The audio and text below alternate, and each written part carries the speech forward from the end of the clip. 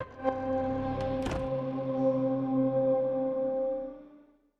have come here for the third day of Shacknews deliberations for the Shacknews Awards to decide our person of the year. And I think before we went live, I had mentioned this, but I think just for a frame of reference for our viewers, it might be useful to know past persons of the year at Shacknews. I don't know where the hell I had it. I had it somewhere.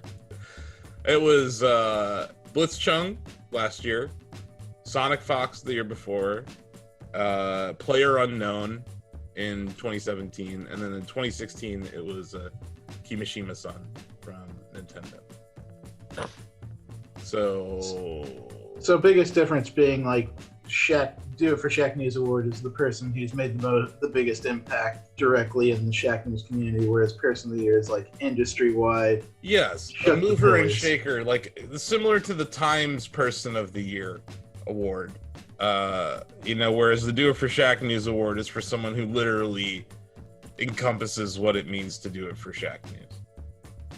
This is more of a broader award. This is someone who undeniably shook up the games industry this year.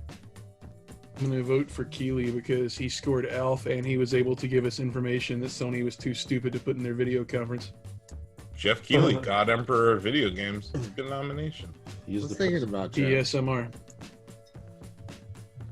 Okay, so we got Jeff. Anyone else? I want to at least mention Alexandria Ocasio-Cortez for what she was able to do with her Among Us stream, and in arguably like the most important election of our lifetimes, she found a way to reach out to youth voters, to reach out to like young people of gaming age, and do so in a way that didn't feel like pandering. Like even you can go back to like Joe Biden and Kamala Harris's like Animal Crossing Island, and in a way that kind of felt like they were kind of pandering a little bit. This felt genuine. This felt like, oh, she's actually one of us, and she's actually like reaching out, wanting to talk to us like people, and actually wanting to play with us, and actually inviting people to come into her game, talking to people like human beings. I really appreciated the efforts that she's gone to try and reach out to like people who watch Twitch, people who watch YouTube, and young people that age, and getting them to come out and vote, getting them involved in the process, and doing so in a way that just feels real. So I definitely want to give her recognition for that. Absolutely. And going back to what you said, truly is a gamer. She plays a lot of League of Legends, but watching her, I just love her streams. Watching her stream, running into technical difficulties. That first stream, she had to back out. She had to install the beta version of Among Us, right? And then like turn it back on. The second stream, she had OBS issues that she had to like fix. As someone who streamed, it was just charming and nice to watch. Felt real. It felt like a real person streaming. I came in cynical of her when I heard when she started talking about League of Legends on her Twitter. I was like, okay, this is a hello fellow kids thing. And then she started that's what we're so used to. And then she started talking about like as a former League player, like I recognized when she started talking about very specific, like character specific grinds in that game. I'm like, oh, that's actually like that's insider knowledge that you've actually suffered like I have.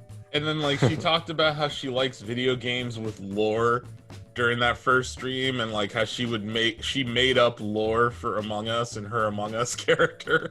I was just like, this is someone who's been playing games for a long time.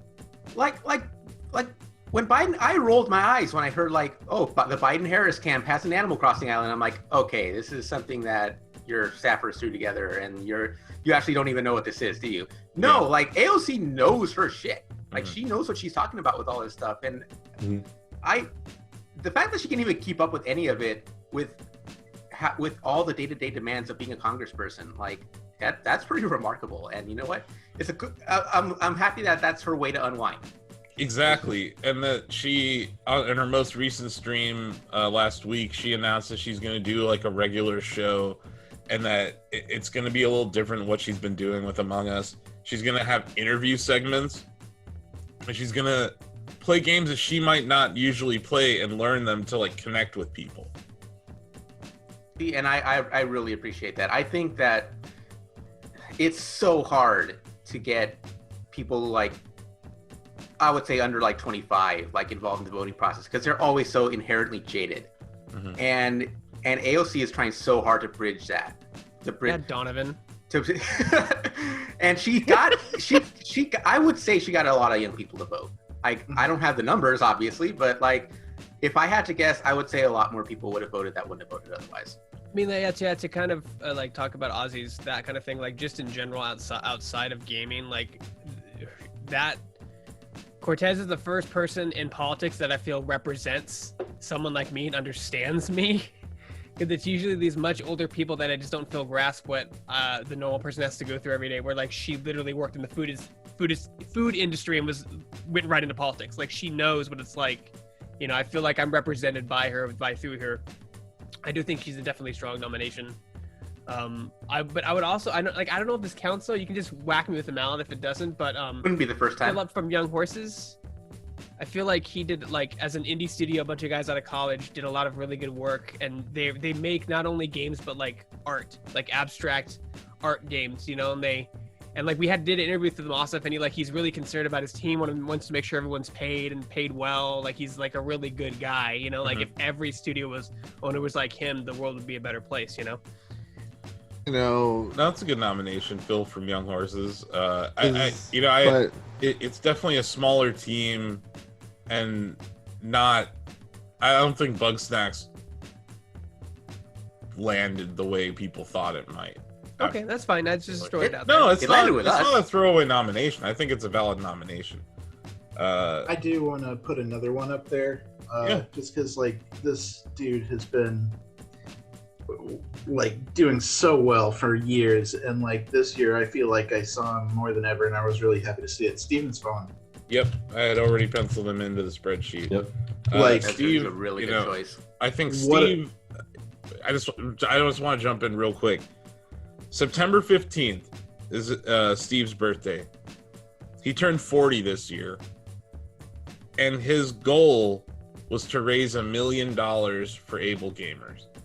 It took him less than 3 months to do that, and that's just an unbelievable achievement.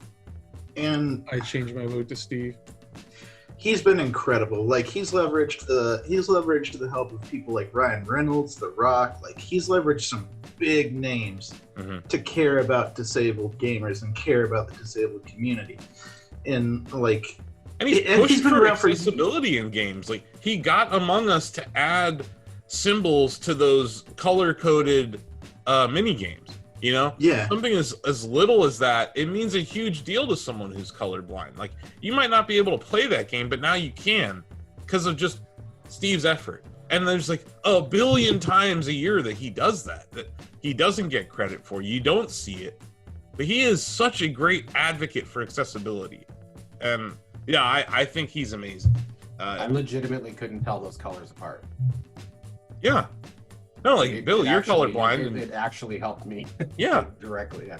No, it's such a little thing, but it goes such a long way to really helping people play a game and making it more accessible. What he's done for accessibility settings to be the first thing you see in a game.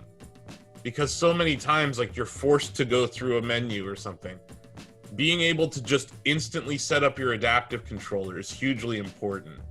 All the work he did last year with the over the years with the adaptive controller has been amazing too. Now, I absolutely love Steven Spohn. I think he's had an amazing year.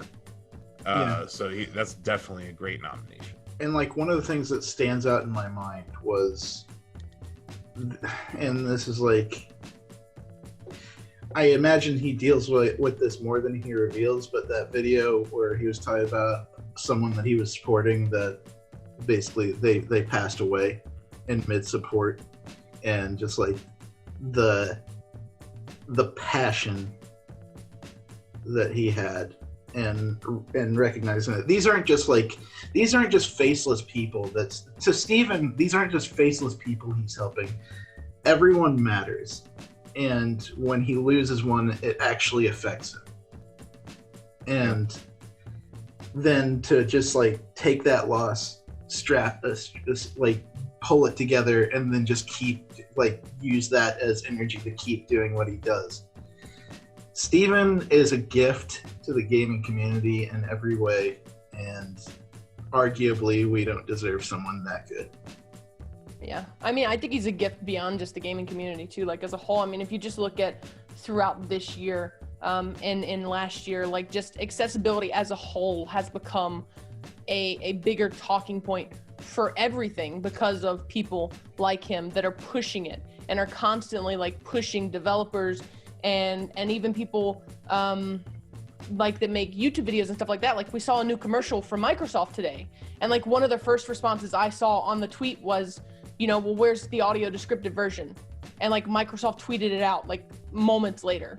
You know, it's just stuff like that that makes a huge world of difference for people that need those accessibility settings and need those more accessible ways to enjoy the content that we as people without anything like that don't have to worry about. Like it allows them to experience the world in the same way that we do, you know? And I think that's huge. Like, I think it's huge. I think another thing I'd point out about Steven is he is the personification of allyship. He's someone that, yes, represents the disabled community in a tremendous fashion, but he is also the first to squash someone when they are saying something that's anti-LGBTQ or anti any race or anti any religion. He is the definition of allyship because he understands how important it is to have allies when you're a disenfranchised group. And I think he was on our allyship panel on our live stream for Play It Forward. And I just think I can't think of a better ally to have in any kind of fight. And he's always, you know, we don't work together a whole lot, but we DM with each other, and we're very supportive of what each of us are doing. And I'm bummed that I haven't been able to hang out with him. He lives in Pittsburgh and I live in Ohio, and we're really not that far from each other. And we were talking about doing something together this year, but you know, the way things have gone, you know, and it's not like Steve's in the best health himself. This year's been really challenging for people with disabilities and people who have to go into the hospital regularly for injections like Steve. To be able to do what he's done this year in the face of all this adversity, so damn impressive. He takes all of that challenge and uses it to fuel him further, and not a lot of people can say that.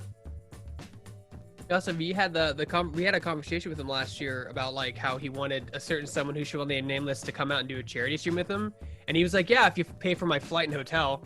And Austin was like, "Fuck that! We'll just go out and stream with you right now." Like, Austin was like, well, "We'll get our own hotel and flight, and we'll just come hang with you." Like, that was a fun conversation.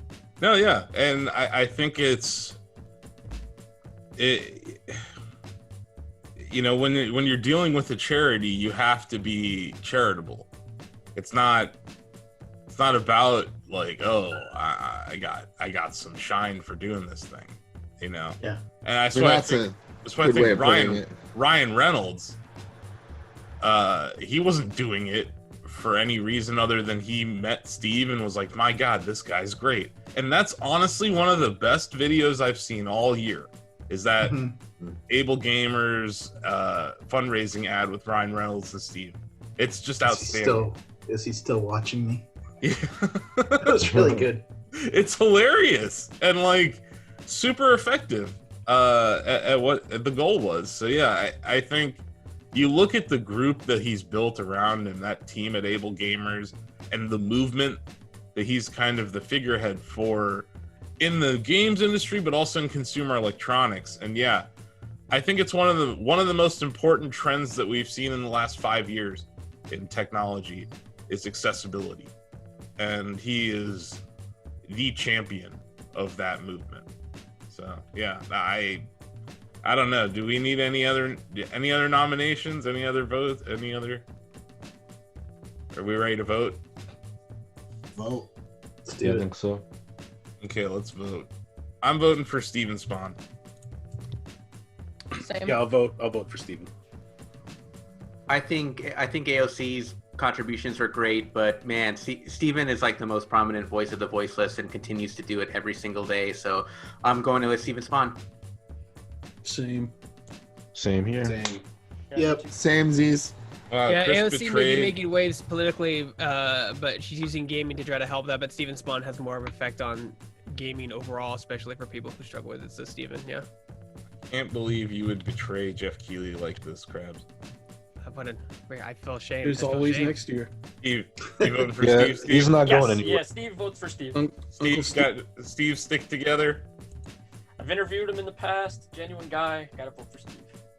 Yeah, and he's always been very generous with his time, because he's such an advocate for what he does. It's unbelievable. For anyone who's ever worked in fundraising for any charity, it's not easy to raise $1 million.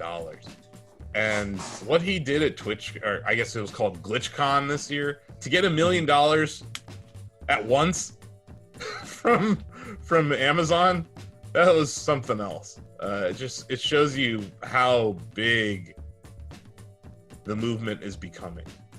That you're getting 7-figure donations. You know, I know how hard he's worked. So it's amazing to see all that hard work come to fruition. So that's a unanimous and different than what we had penciled in. So our Shacknews Person of the Year 2020 is Steven Spawn of Able Gamers. Hell yeah.